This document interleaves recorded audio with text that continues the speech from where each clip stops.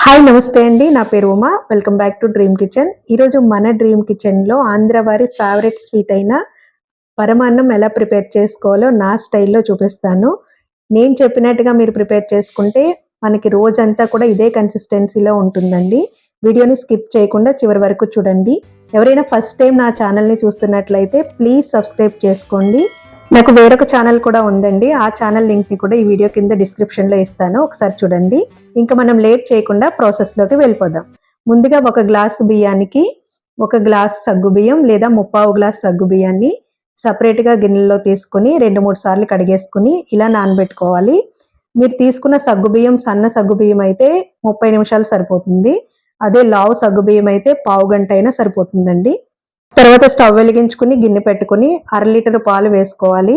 పాలు చిక్కగా ఉండేలాగా చూసుకోండి. ప్యాకెట్ పాలు యూజ్ చేసినా లేదంటే నార్మల్ పాలైనా సరే మీరు చిక్కటి పాలు తీసుకుని ఒక గ్లాస్ వాటర్ వేసుకుని మూత పెట్టేసుకుని పాలు మరిగించుకోవాలి. మనం చిక్కటి పాలు యూజ్ చేసినప్పుడే పరమాన్నం టేస్ట్‌గా వస్తుందండి. ఇలా పాలు మరుగుతున్నప్పుడు ముందుగా మనం నానబెట్టుకున్న బియ్యం వేసేసుకుని ఒకసారి బాగా మిక్స్ చేసేసుకోవాలి. రైస్ మరీ బాగా మెత్తగా ఉడకకుండా 80% ఉడికేలాగా మీరు ఉడికించుకోవాలి. చాలామంది ఫాస్ట్‌గా అయిపోవాలని చెప్పి పరమాన్నాన్ని కుక్కర్‌లో చేస్తారు.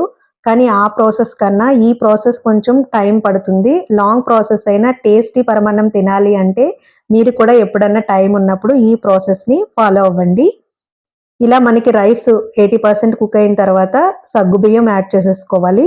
సగ్గుబియ్యం ఎప్పుడూ కూడా ఫస్ట్‌లో యాడ్ చేయకూడదు. యాడ్ చేస్తే గనక మనకి రైస్ అనేది ఉడకదు.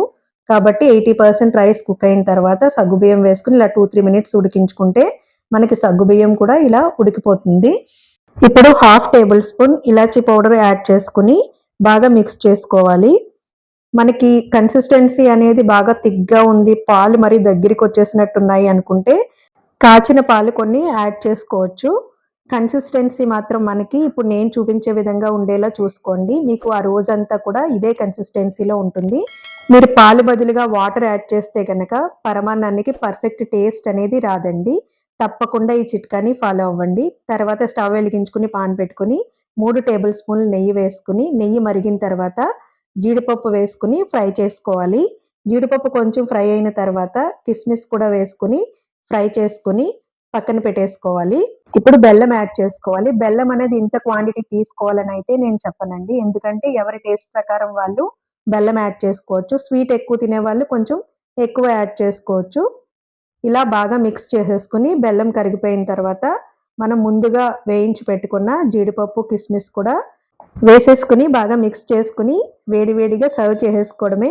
పరమాన్నాన్ని ఎప్పుడు కూడా మీరు వేడివేడిగా తింటేనే టేస్ట్ ఇంకా పెరుగుతుందండి. మీరు కూడా తప్పకుండా ట్రై చేయండి.